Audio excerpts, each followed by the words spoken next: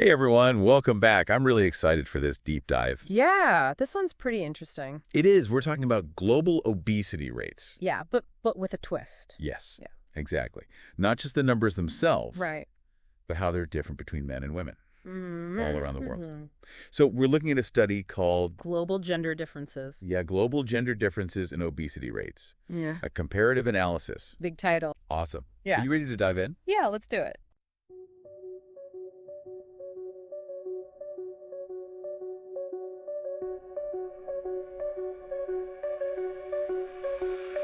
Data on the screen, numbers come alive.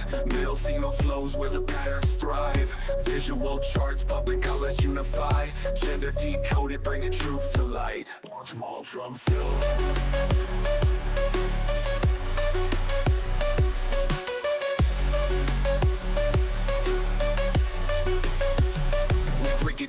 We break it down, real talk.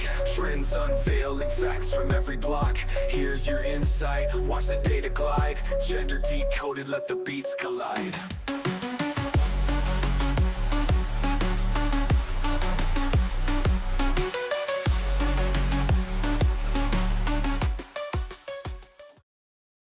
We've got this study, right, fresh from the World Health Organization, and it analyzes obesity rates across tons of different countries, but it breaks things down by gender.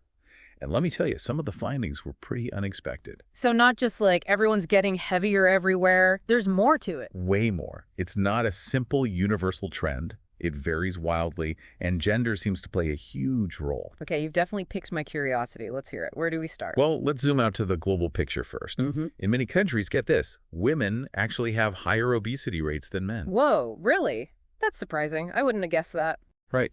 Like you just naturally assume obesity is kind of an equal opportunity issue. But this data paints a different picture. So, of course, the big question is why?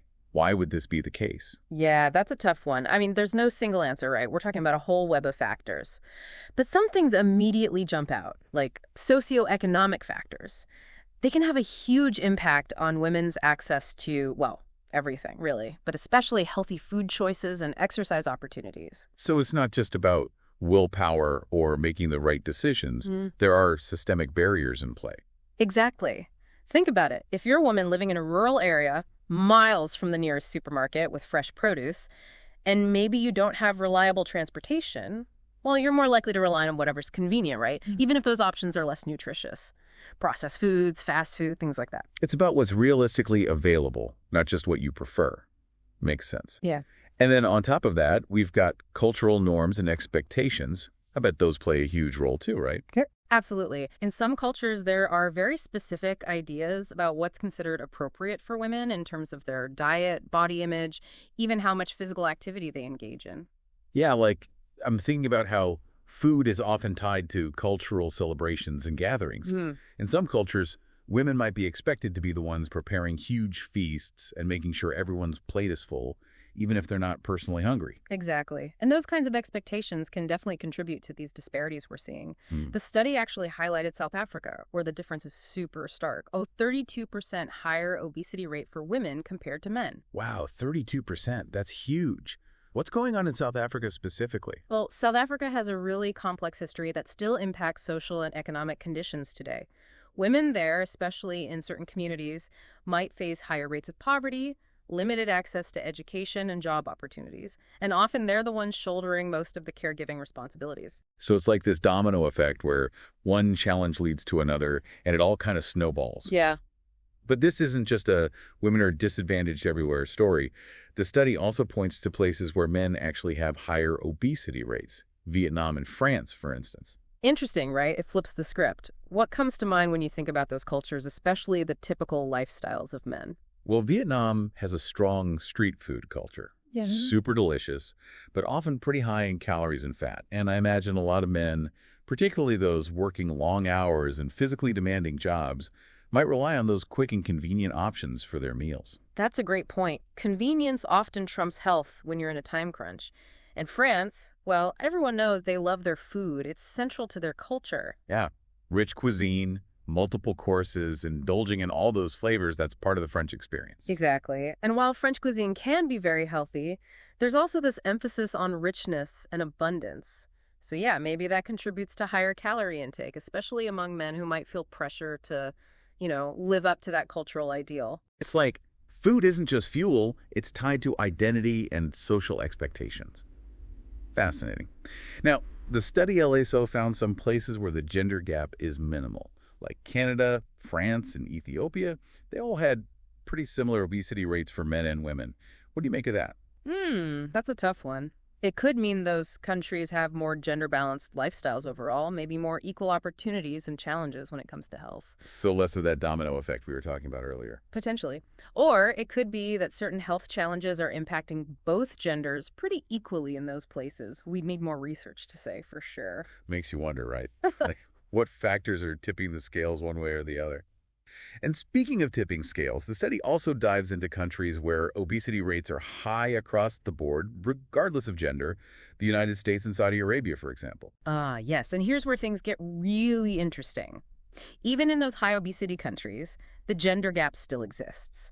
Women still have higher rates than men. It's like those underlying gender differences we talked about are magnified when everyone is facing a similar problem. So even if everyone's struggling, women are still bearing a disproportionate burden. That's heavy. So how do we address this? It seems like we can't just throw a blanket solution over the whole world. Exactly. One size fits all won't cut it. We need solutions tailored to each country's unique context, social, cultural, economic. And we need to address the specific needs of both men and you women. So more targeted interventions, maybe, like focusing on improving access to healthy food in some places, promoting physical activity in others, and maybe challenging those harmful gender norms around food and body image everywhere. Right. It's about acknowledging that complexity and tailoring the approach. Now, before we wrap up, I want to highlight something positive. The study also mentions countries with remarkably low obesity rates for both genders: Ethiopia, Vietnam, and Japan. Oh yeah, those are the outliers. Like, what's their secret? It's fascinating, right? They've got unique cultural practices and dietary habits that might hold some clues. Traditional Japanese cuisine, for instance, is all about fresh, whole foods, smaller portions, and a balance of flavors. Maybe there's something to learn from that. Sounds like a whole other deep dive waiting to happen. So after all this, after looking at this global picture, what's the key takeaway? I think the biggest takeaway is that obesity is more than just personal choices. It's a reflection of the world around us. Gender and culture, they shape everything: our food choices, our activity levels, and ultimately, our health. It's about those deeper connections, right? And realizing that there's no easy fix.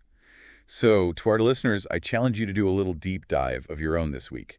Pay attention to the food ads you see, the conversations you hear about weight and bodies, and think about how those messages might be influenced by gender and cultural norms. It's all connected. Keep exploring, keep learning, and we'll catch you on the next deep dive.